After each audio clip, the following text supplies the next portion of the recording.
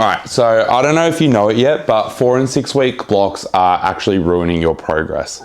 And this is just, today's topic is very much just about how we structure our training and how often we want to be changing our training. So for those of you who don't know the exact terminology, a training block is essentially a period of time where you're going to be keeping your training relatively similar. Yeah, so it doesn't necessarily mean that every single little thing stays the exact same, but what it does mean is that maybe you're keeping the same kind of main squat in there, and that main squat is normally followed up by your bench press or whatever it is, right? Like the general block of training is the same and the general exercises are the same. And typically, there are two different approaches that people take when it comes to structuring their training when they're going through it, once they get onto a program. Yeah, the third way of going through training is probably just walking in the gym and doing random stuff. But when it comes to actually having a program, there's probably two ways that I hear most people who want help with sorting it out are currently doing.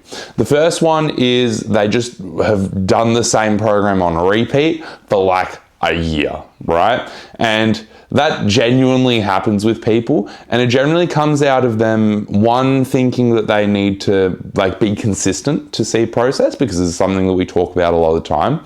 And then it also comes out of like finding a couple exercises that they really enjoy.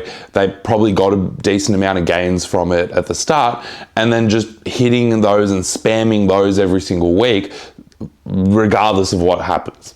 And then the other side of it is people changing up their program every 4 to 6 weeks and just having it very hard and structured. And there are coaches that will program like this. They will have a 4-week mesocycle or a 4-week training block, which like realistically doesn't necessarily actually give us the most bang for the buck that we want. And I'll explain a little bit more about it in a minute.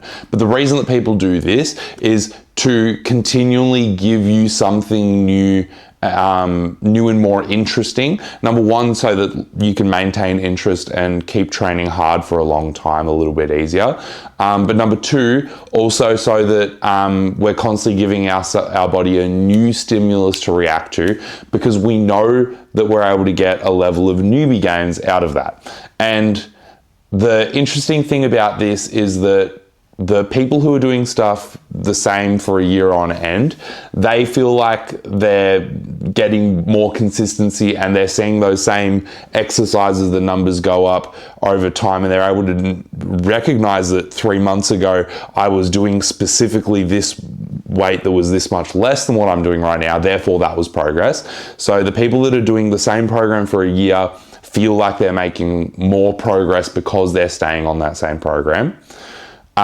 Because it's easy to compare, essentially, right? It's hard to compare if I was doing a high bar back squat last month and then this month I'm doing a front squat. It's hard to compare that progress.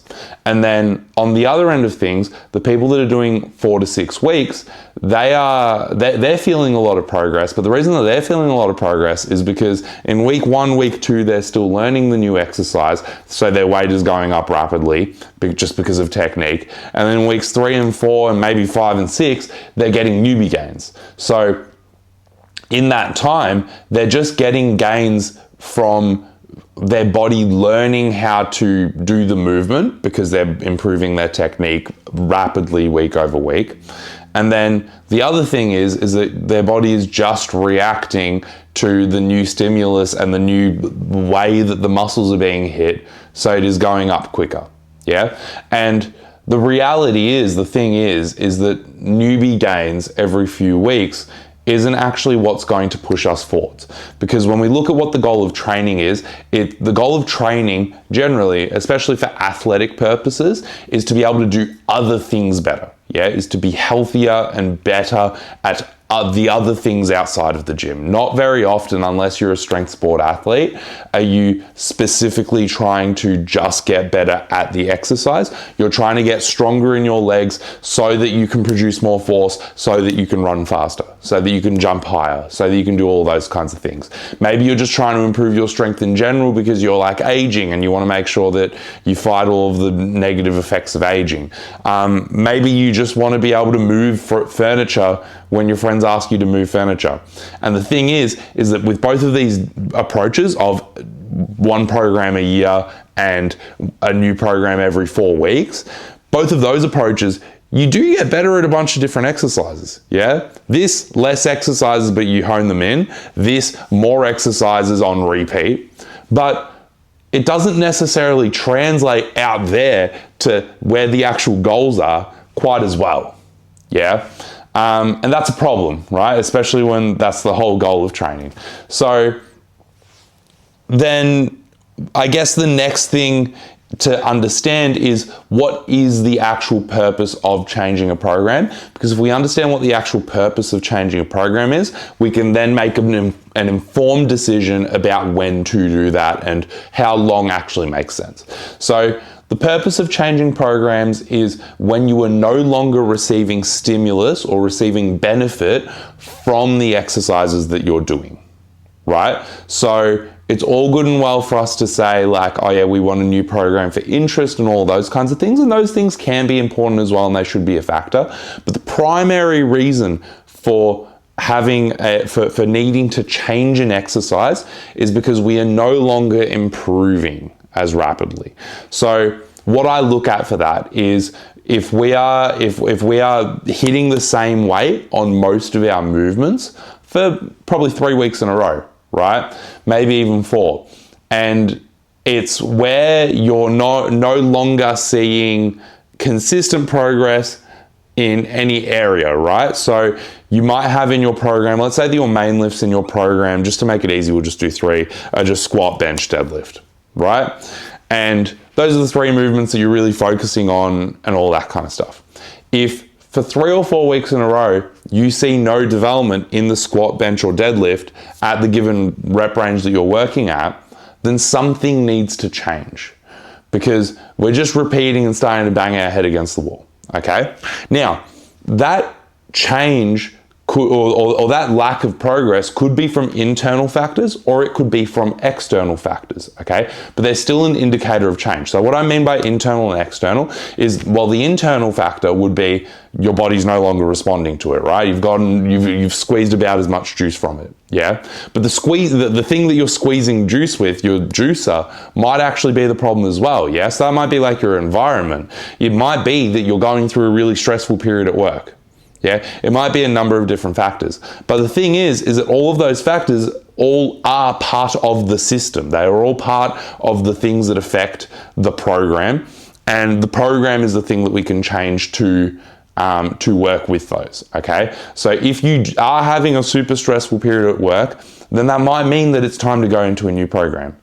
Yeah, if the gym that you're using, you're changing gyms for the moment, then that is an indicator that you need a new program, yeah? If you are no longer responding to the exercise, then that is an indicator that you need a new program. And generally, those are the things that I'm looking for when I'm updating a client's program. Now, the really important thing to consider with this is that you can't plan for that 12 weeks ahead. You can't plan for that 4 weeks ahead. I would be crazy to think that I can just guess when my client is going to stop feeling gains from the squat. Yeah, I can approximate based on past experience, and I know that if nothing really, if nothing is actually really changing with them, or they don't have a stressful period at work, or they're just having the next 12 weeks are going to be just casual. I know that at about the 10 to 12 week mark, you might necessarily start to see things like slow down. Yeah, but and it'll change based on a lot of different factors. But I know that's just like a little rule of thumb, right? But most of the time, people have disruptions before that. And most of the time, people have a really, really great week in week 6 and then a really, really garbage week in week 7. And then they bounce back in week 8 or week 9, right?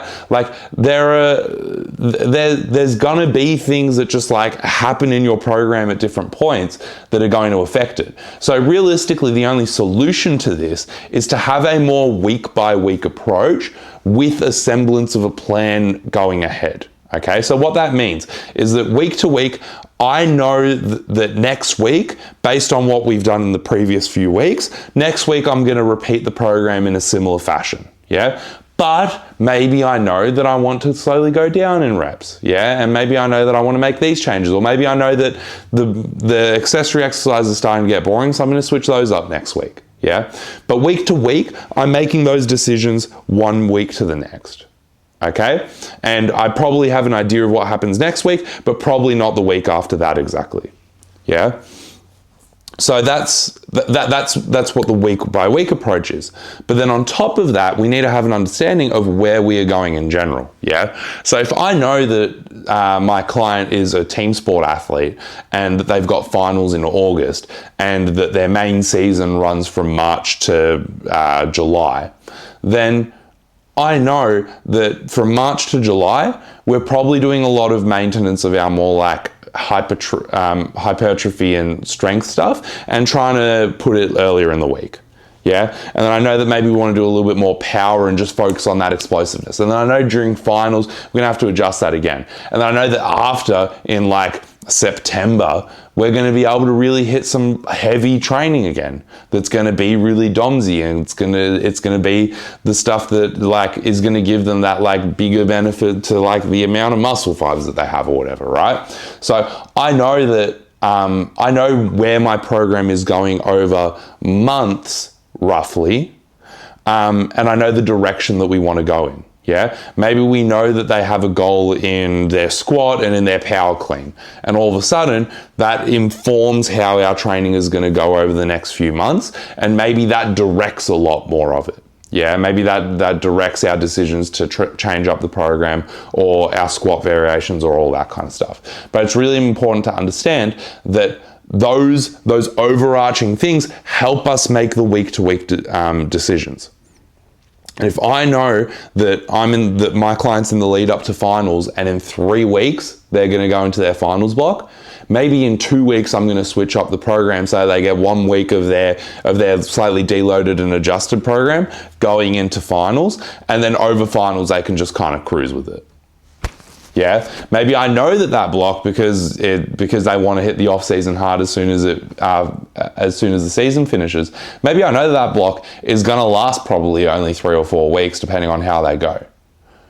Yeah, it all depends, and this is why the week by week approach is really important for writing the program. It all depends on what has happened and what the context is around them, and that is why you hire a coach. There are people that I work with on a much more casual basis, and I'll write them a program that lasts a little bit longer. But the emphasis always is that they can change and adjust. And there's a couple things that you can do with that. We can talk about them another time. But a lot of the time the prescription becomes more like RPE based and all that. But that's a conversation for another time. I've got one last little topic before we go into the actual application element and what it looks like. And the next thing is a deload. So those who train one program every single year aren't going to completely understand what a deload is.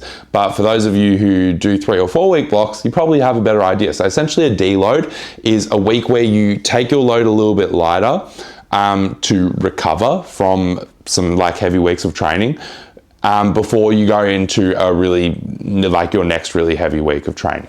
Now, in the much more like systematic approach, in more like periodization models that you might learn about if you're going down like the programming rabbit holes, there will be programmed in deloads. So a coach might write a 6-week program, and they might write that in weeks 1 and 2 you're starting to build up and just learn the movements. Weeks 3 and 4 you really, really ramp up. Week 5 is when you want to hit all of your PBs, and then week 6 is when you're going to then deload going into the next block. And then you repeat that. Weeks 1 and 2 you're learning. Weeks 3 and 4 you're starting to push the weight. Week 5 you're trying to PB. Week 6 you're trying to deload.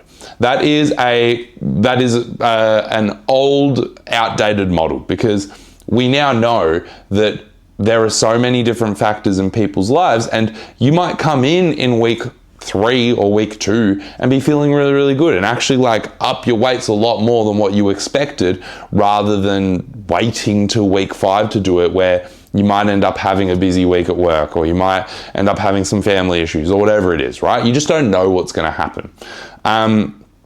So with these deloads, and obviously this now extends or like shrinks based on the length of your programming. But with these deloads, there's two things that I want to move in the direction of. And thing number one that I want to move in the direction of is I want you to move in the direction of allowing life to give you those deloads and being okay with that. So if you come in one week and you realize, hey, I'm not going to have a lot of time to train this week for this, that, the other reason, that can be your natural deload week, right? You can naturally pull back a little bit. That's going to let you cop those life stresses a little bit better. And then going into the next week, you know that you're a little bit fresher, whether you're in a new program or not. So let life deload you. And then the second thing is that when you are having a controlled or a planned deload, I like to put those planned deloads at the beginning of the block instead of the end. And the reason I like to do that is because most of the time, unless somebody has a specific reason that they're pulling back to deload, or they're very, very structured with their training, that first couple weeks, as we said about in the periodization model earlier, typically you're just learning the movements. So what I like to do with a lot of my clients is I like to pull back the load a little bit on week 1 and 2 while you're still learning. It also gives you that chance to relax and recover from those couple of weeks before that on the last weeks of the program where you're starting to hit those PBs and you're hitting your stride.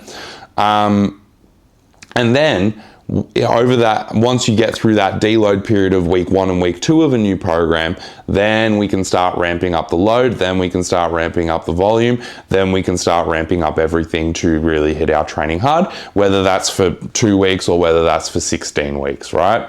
The really, really important thing is that you just understand what the purpose of the deload is when you're programming it in, okay? If somebody's just had a life deload, or if you just had a life deload on week 3, you probably don't need a programmed in deload on week 6, yeah, so that you can continue training. You can probably wait till week 9 if they're still really, really pushing things hard and they're starting to get fatigued purely from training.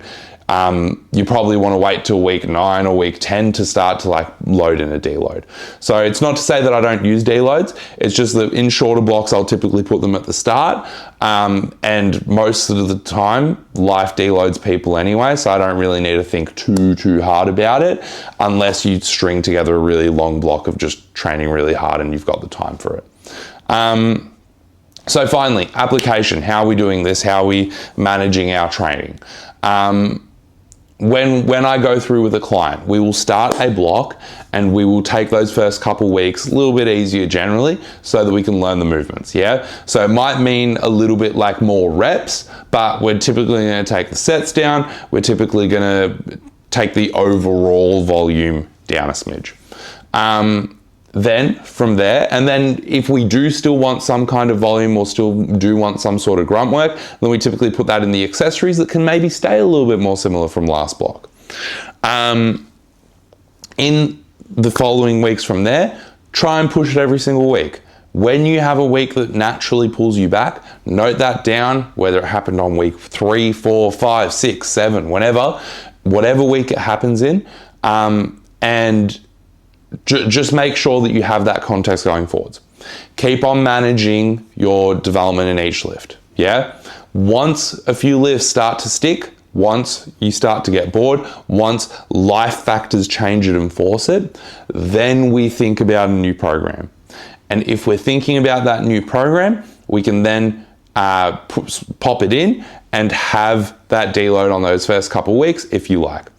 If, however, there's no reason for a new program and it strings out forever, pop in the deload wherever you need in the middle, just so that you can kind of have a bit of a reset before you build back up again. Last thing, make sure that you have an overarching idea of what you're trying to achieve. Yeah, whether that's the season overall and what that looks like for somebody, whether that is their goals, anything like that. We need to try and have an overarching idea at all times of where we are going, because that will influence all of the things that we are doing to get there. Biggest thing, if you are struggling to do this, ask questions, reach out. use a coach, right? That is what we are, that is what we're really good at, because we look at so many programs over time, look at where somebody's program is going, adjust how things are going to look for the next little bit, and then go from there, decide when to move on. That is a lot of the value of a coach. If you need any help, reach out and ask me a question. Again, I'm always looking to expand on different ideas from these videos. So if there's something that you don't think that I explained super well, or anything you want me to expand on, put it in the comments down below. I would love to make a video on it. I will see you later.